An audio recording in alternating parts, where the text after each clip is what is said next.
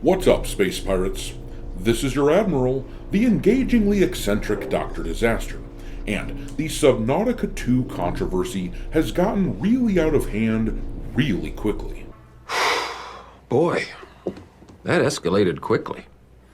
I mean, that really got out of hand fast. As we discussed yesterday, Subnautica 2 has been facing quite a bit of backlash over their decision to delay the game until next year. The publisher Krafton unceremoniously fired the 3 founders of the game's developing studio. Gamers got word that the delay of the game was because Krafton didn't want to have to pay out $250 million in bonuses, which the developing studio would have received if they hit certain sales numbers this year. As a response, a chunk of gamers have said they are planning to boycott this game. Go to hell! Well, now things have escalated even more. First of all, the publisher Krafton has come out and spoken publicly on the subject, blaming the 3 founders of the game, which they fired. They blamed them for the delay, which is bizarre, since these same guys have come right out and said that actually Subnautica 2 is ready to be released right now, at least for its early access. But anyhow, yeah, Krafton is saying that they abandoned the game, these founders abandoned it, and now Krafton feels betrayed. And my response to that is basically, Hey, I doubt it! that just doesn't seem credible at all, considering that once again, the founders of the studio have come out and said that the game is ready to go. And besides all that, they personally would be out a shitload of money if the game did not release this year, helping them hit their sales targets to achieve their bonus. And now, the 3 fired founders of Unknown Worlds, the developers of Subnautica 2, they have just announced that they are suing Krafton for their supposedly bogus behavior.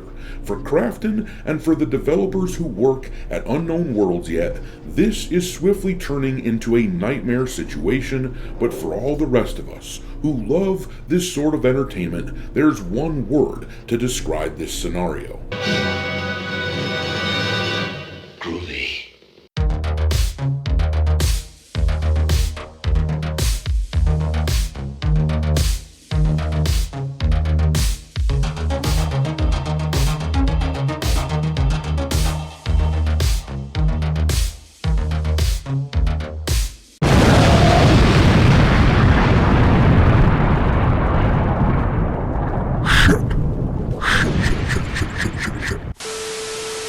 Alright, me hearties, make sure that you hit the like button on this video, share it with your friends, subscribe to the channel if you haven't already, and I've begun uploading some content onto Rumble as well, so make sure that you follow Dr. Disaster on that site too.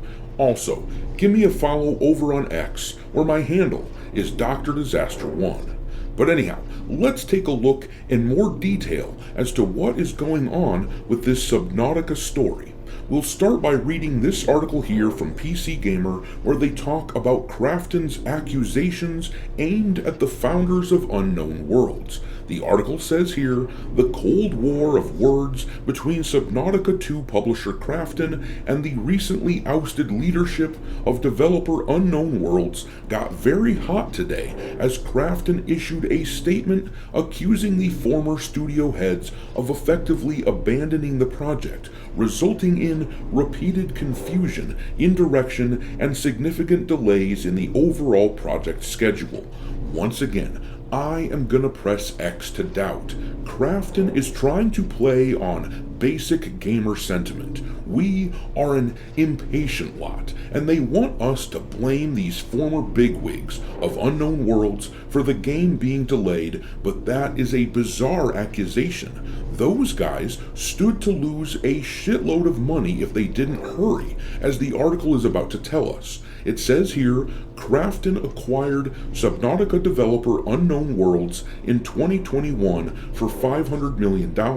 In addition to that, Krafton put another $250 million in earn-out compensation on the table, essentially bonuses for achieving certain targets or milestones, 90% of which were allocated to Subnautica designer and director Charlie Cleveland, CEO Ted Gill, and co-founder Max McGuire, the studio heads who were fired earlier this month, with the expectation that they would demonstrate leadership and active involvement in the development of Subnautica 2.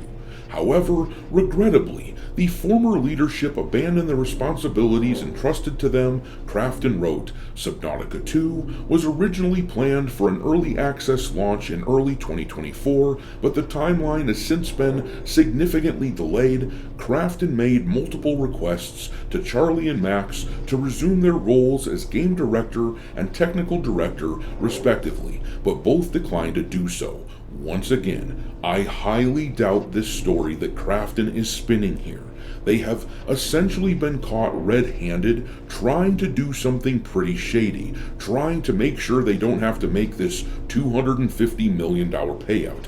And they're doing the only thing they can, which is point the finger at someone else, trying desperately to get themselves out of gamer crosshairs. But this accusation of what amounts to laziness just doesn't fit for three guys who clearly worked their tails off to get to this point. Discovery for this lawsuit that is coming is going to get really fun and interesting.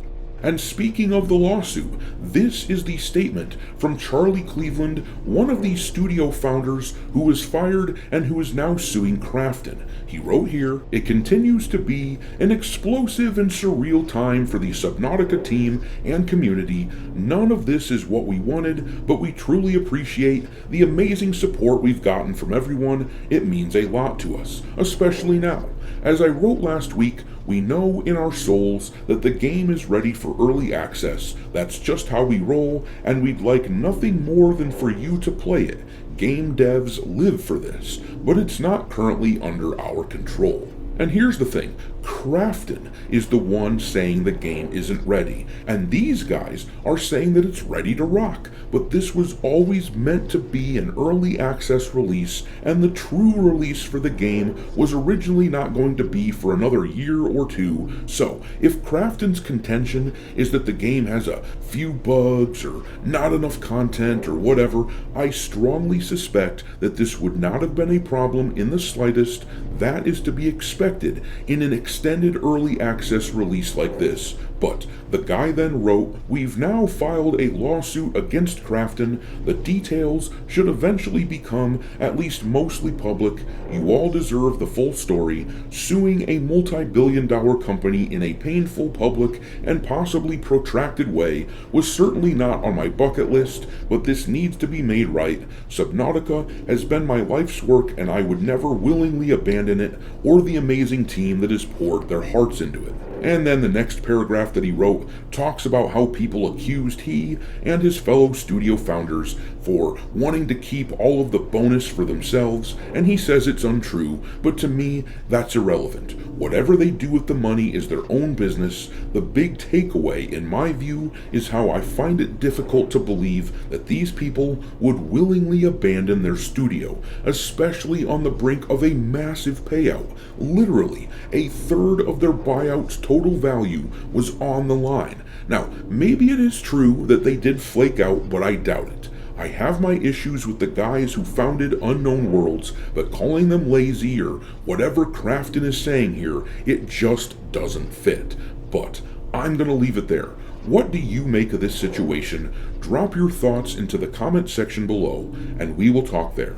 Thanks for watching, me hearties. If you haven't already, your Admiral is inviting you to subscribe to the channel and become a part of the crew. Life as a space pirate may not be glamorous, but there's always plenty of booty.